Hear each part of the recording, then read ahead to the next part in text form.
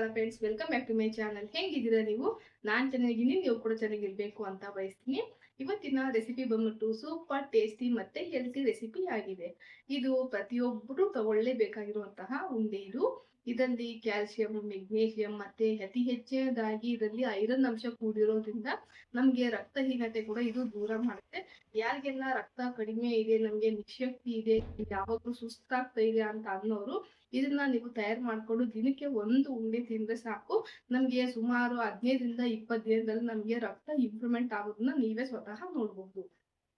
ಮತ್ತೆ ಮುಖ್ಯವಾಗಿ ಬಾಣಂತಿಯವರಿಗೆ ಮಗು ಆದ ತಕ್ಷಣ ಅವ್ರಿಗೆ ಶಕ್ತಿ ಎಲ್ಲ ಹೊರಟೋಗಿರುತ್ತೆ. ಮತ್ತೆ ನಾವು ಗಟ್ಬಿಟ್ಟಾಗೆ ತಯಾರಾಗಬೇಕು ಅಂತಂದ್ರೆ ನೀವು ಇದನ್ನ ಸುಮಾರು ಒಂದು 4 ತಿಂಗಳು ಕಂಪಲ್ಸರಿ ನೀವು ರೆಗ್ಯುಲರ್ ಆಗಿ ತಗೊಂಡಿದ್ದೀರಾ ಅಂತಂದ್ರೆ ನಿಮ್ಮ ಬಾಡಿನೂ ಕೂಡ ಉಕ್ಕಿನಂತೆ ತಯಾರಾಗುತ್ತೆ.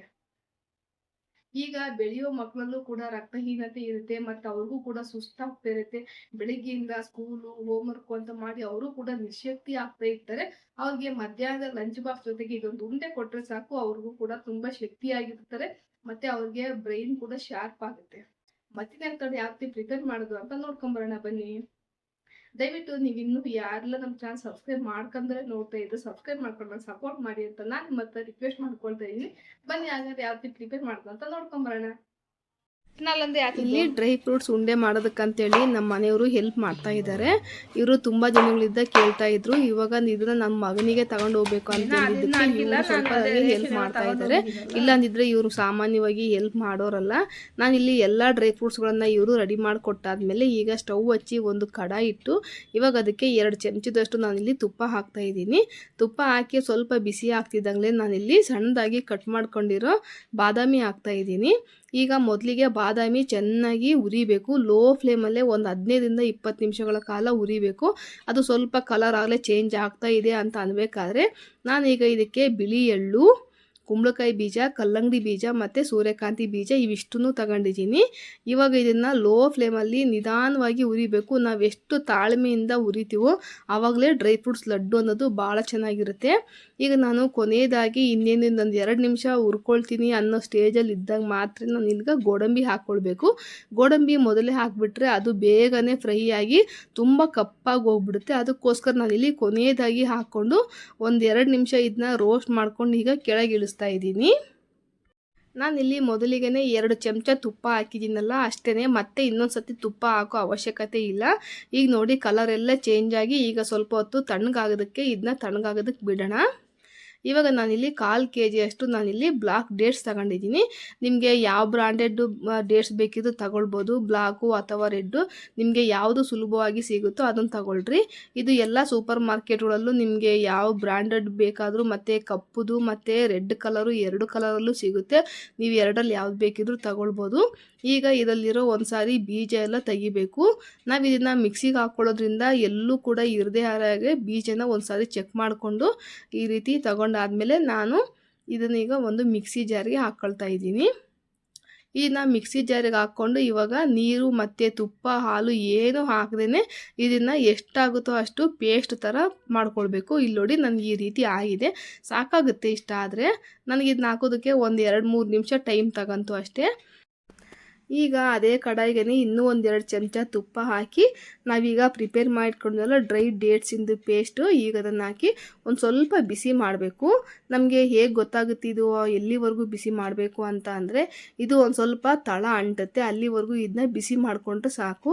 ಇದು ಯಾವ ರೀತಿ ಇದೆಯೋ ನೀವು ಅದೇ ರೀತಿಯೇ ತಗೊಳ್ಬೋದಾಗಿತ್ತು, ಆದರೆ ಸ್ವಲ್ಪ ಬಿಸಿ ಮಾಡಿದ್ರೆ ನಾವು ಇನ್ನೂ ಒಂದು ಸ್ವಲ್ಪ ದಿನ ಹೆಚ್ಚಿನ ಕಾಲ ಇಟ್ಟರೂ ಕೂಡ ಅದು ಉಂಡೆ ಅನ್ನೋದು ಕೆಡೋದಿಲ್ಲ. ಅದಕ್ಕೋಸ್ಕರ ಒಂದು ಸ್ವಲ್ಪ ಬಿಸಿ ಮಾಡ್ಕೊಳ್ಬೇಕಷ್ಟೇ. ಈಗ ನೋಡಿ ಇದು ತಳ ಅಂಟುತ್ತಾ ಇದೆ. ಇದು ನೀವು ಎಷ್ಟೇ ಪ್ರಯತ್ನ ಪಟ್ಟರು ಇದು ಪೂರ್ತಿ ಸ್ಪ್ರೆಡ್ ಆಗಿ ಇದು ಪೂರ್ತಿ ಬೇಯಿಸೋದಕ್ಕಾಗಲ್ಲ. ಎಷ್ಟಾಗುತ್ತೋ ಅಷ್ಟು ಆ ಕಡೆ ಈ ಕಡೆ ಮಿಕ್ಸ್ ಮಾಡ್ತಾ ಇದ್ದು ಇದನ್ನು ಸ್ವಲ್ಪ ಬಿಸಿ ಮಾಡ್ಕೊಂಡ್ರೆ ಸಾಕಾಗುತ್ತೆ. ಈಗಿದು ರೆಡಿಯಾಗಿದೆ. ನಾವಿಲ್ಲಿ ತಟ್ಟೆಗೆ ಹಾಕಿಟ್ಟಿವಲ್ಲ ಡ್ರೈ ಸೀಡ್ಸ್ಗಳೆಲ್ಲ ಹುರಿದ್ಬಿಟ್ಟು ಈಗ ಸ್ವಲ್ಪ ಉಗುರು ಬಿಸಿ ಇದ್ದಾವೆ. ಈಗ ಇದಕ್ಕೆ ಸ್ವಲ್ಪ ಏಲಕ್ಕಿ ಪುಡಿನ ಸೇರಿಸ್ತಾ ಇದ್ದೀನಿ. ಸೇರಿಸಿ ಒಂದು ಸಾರಿ ಇದನ್ನೆಲ್ಲ ಮಿಕ್ಸ್ ಮಾಡಿ ಈಗ ಡ್ರೈ ಡೇಟ್ಸಿನ ಪೇಸ್ಟ್ ಹಾಕಿ ಈಗ ಇದನ್ನ ಚೆನ್ನಾಗಿ ಮಿಕ್ಸ್ ಮಾಡ್ಕೊಳ್ಬೇಕು. ನಾನಿಲ್ಲಿ ಒಂದೇ ಒಂದು ಮಿಸ್ಟೇಕ್ ಮಾಡಿದೆ. ಈ ಡ್ರೈ ಸೀಡ್ಸ್ನೆಲ್ಲ ನಾನೊಂದು ಬೇಸನ್ಗೆ ಹಾಕ್ಕೊಳ್ಬೇಕಾಗಿತ್ತು.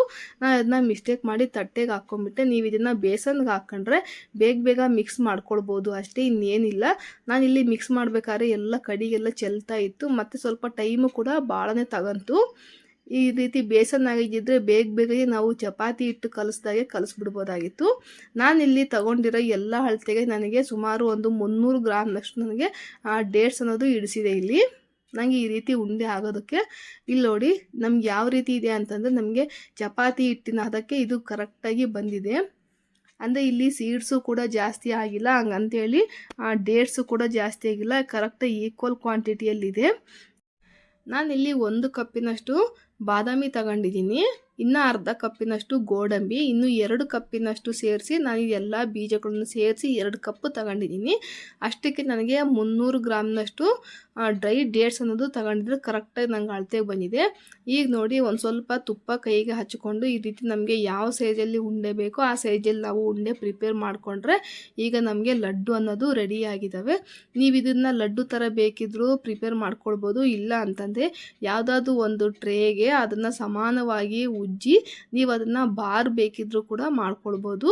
ನಮಗೆ ಡ್ರೈ ಫ್ರೂಟ್ಸಿಂದು ಬಾರ್ ಸಿಗುತ್ತಲ್ಲ ಅದು. ಈಗ ನೋಡಿ ಎಲ್ಲ ಉಂಡೆಗಳು ನಮಗೆ ರೆಡಿಯಾಗಿದ್ದಾವೆ. ಇದೇ ಉಂಡೆ ನಾವು ಅಂಗಡಿಯಲ್ಲಿ ತಗೊಂಬಂದಿದ್ದರೆ ಸುಮಾರು ಒಂದು 400-500 ರೂಪಾಯಿ ಆಗ್ತಾಯಿತ್ತು. ತುಂಬ ಕಡಿಮೆ ಬೆಲೆಯಲ್ಲೇ ನಾವು ಮನೆಯಲ್ಲೇ ಪ್ರಿಪೇರ್ ಮಾಡ್ಕೊಂಡಿರೋದ್ರಿಂದ ನಮಗೆ ಮನೆಯಲ್ಲಿ ಗಂಡ ಮತ್ತು ಮಕ್ಕಳು ತಿನ್ನಬೇಕಾದ್ರೆ ಅವರು ತುಂಬ ಖುಷಿ ಪಡ್ತಾರೆ. ತುಂಬ ಚೆನ್ನಾಗಿದ್ದಾವೆ, ಭಾಳ ಇಷ್ಟ ಆಯಿತು ಅಂತ ಅಂದರೆ ನಮ್ಗೆ ಇಷ್ಟೆಲ್ಲ ಶ್ರಮ ಮಾಡಿದ್ದಕ್ಕೂ ನಮಗೊಂದು ಸಾರ್ಥಕತೆ ಅಂತ ಅನಿಸುತ್ತೆ. ಅಷ್ಟು ಚೆನ್ನಾಗಿರುತ್ತೆ. ನಾನು ಇದನ್ನಷ್ಟು ನನ್ನ ಮಗನಿಗೆ ಹಾಸ್ಟೆಲಲ್ಲಿ ಇರೋದ್ರಿಂದ ಅವನಿಗೋಸ್ಕರ ಪ್ರಿಪೇರ್ ಮಾಡಿದ್ದೀನಿ. ನೀವು ಕೂಡ ಇದೇ ರೀತಿಯೇ ಪ್ರಿಪೇರ್ ಮಾಡಿ ಬಾಣಂತಿಯವರಿಗೆ ಮತ್ತು ಮಹಿಳೆಯರಿಗೆ ಮತ್ತು ಚಿಕ್ಕ ಮಕ್ಕಳಿಗೆ ಕೊಡೋದ್ರಿಂದ ಅವ್ರಿಗೆ ರೋಗ ನಿರೋಧಕ ಶಕ್ತಿ ಹೆಚ್ಚಿದಂಗೆ ಆಗುತ್ತೆ ಮತ್ತು ಅವರು ಕೂಡ ದಷ್ಟಪುಷ್ಟವಾಗಿ ತಯಾರಾಗ್ತಾರೆ. ನೋಡಿ ಎಷ್ಟು ಚೆನ್ನಾಗಿದೆ, ನೋಡ್ತಾ ಇದ್ದೇನೆ ಪರ್ಫೆಕ್ಟ್ ಟೆಕ್ಸ್ಚರ್ ಬಂದಿದೆ ಮತ್ತು ನೋಡ್ತಾ ಇದ್ದೇನೆ ತಿನ್ನಬೇಕು ಅಂತ ಅನ್ನಿಸ್ತಾ ಇದೆ. ಟೇಸ್ಟು ಮತ್ತು ಒಳ್ಳೆ ಅರೋಮಾ ಇದೆ. ಯಾಕಂದರೆ ನಾವು ಇದನ್ನು ಲೋ ಫ್ಲೇಮಲ್ಲಿ ಹುರಿದ್ರೋದ್ರಿಂದ ಭಾರಿ ಚೆನ್ನಾಗಿದೆ. ನಾವು ತಿನ್ನಬೇಕಾದ್ರೆ ಬಾಯಲ್ಲೆಲ್ಲ ಗಮ್ ಅಂತ ಇದೆ. ನೋಡಿದ್ರಲ್ಲ ವೀಕ್ಷಕರೇ, ನಾನು ಎಷ್ಟು ಸಿಂಪಲ್ಲಾಗಿ ಸುಮಾರು ನನಗೆ ಟೈಮು ಒಂದು 20 ನಿಮಿಷದಿಂದ 30 ನಿಮಿಷ ಟೈಮ್ ತಗೊಂಡಿದೆ ಅಷ್ಟೇ. ಅಷ್ಟರಲ್ಲೇ ನಾನು ಈ ರೀತಿ ಪ್ರಿಪೇರ್ ಮಾಡಿದ್ದೀನಿ. ನೀವು ಕೂಡ ಮನೆಯಲ್ಲಿ ಪ್ರಿಪೇರ್ ಮಾಡಿ ಯಾವ ರೀತಿ ಬಂತು ಅಂತ ತಪ್ಪದೇ ಕಮೆಂಟಲ್ಲಿ ತಿಳಿಸಿ. ದಯವಿಟ್ಟು ಈ ವಿಡಿಯೋ ಇಷ್ಟ ಆದರೆ ಒಂದು ಲೈಕ್ ಮಾಡಿರಿ, ನಮ್ಮ ಚಾನಲ್ ಸಬ್ಸ್ಕ್ರೈಬ್ ಮಾಡ್ಕೊಂಡು ನಂಗೆ ಸಪೋರ್ಟ್ ಮಾಡಿ. ಇದುವರೆಗೂ ನೋಡಿದ್ದಕ್ಕೆ ಥ್ಯಾಂಕ್ಸ್ ಫಾರ್ ವಾಚಿಂಗ್.